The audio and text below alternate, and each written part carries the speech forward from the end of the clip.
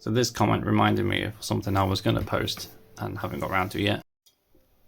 In light of the discussions that have been going on in one of my videos in terms of liturgical worship versus born again, Holy Spirit filled services, as if they are different, apparently. So let's talk liturgy, that exciting thing that a lot of people find boring. But I think people just need to learn to appreciate what it is and why it is. But anyway, that's a whole other tangent. If, like the comment, people would be shocked, I think, to go back in time and enter the church in the 2nd, 3rd century, well, that's 3rd or 4th, even earlier, if you went to the end of the 1st century, the time when the apostles are still alive, mostly, and are preaching, planting churches, they weren't these free, whatever worship, do-what-you-like house churches that I think some people seem to have in mind. I mean, yes, they originally did start as house churches, but this was more out of necessity rather than choice.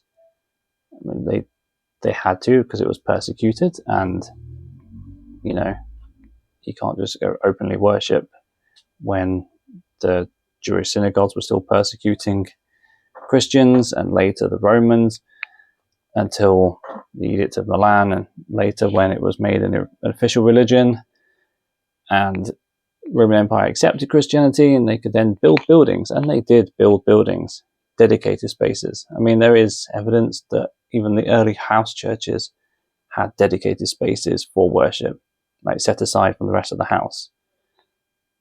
So there was always order and structure within the church from the start. And this is something that carries on from their Jewish background. The synagogues had liturgy. They had structure and order. They recited like the Shema. They said certain prayers. They had certain readings. And the early Christians who were Jewish carried that over into the early churches. And this is a huge topic, and it's something I'm hoping to do my master's on next year, all being well, if I can get to do it. And hopefully I'll write a blog before then, maybe a book. We'll see how it goes. But there is a small hint in Acts. Where have I got it? Acts 2:42. It says, they devoted themselves to the apostles' teaching, fellowship, breaking bread, and the prayers. There is a set of prayers that they were praying, and this is just the start.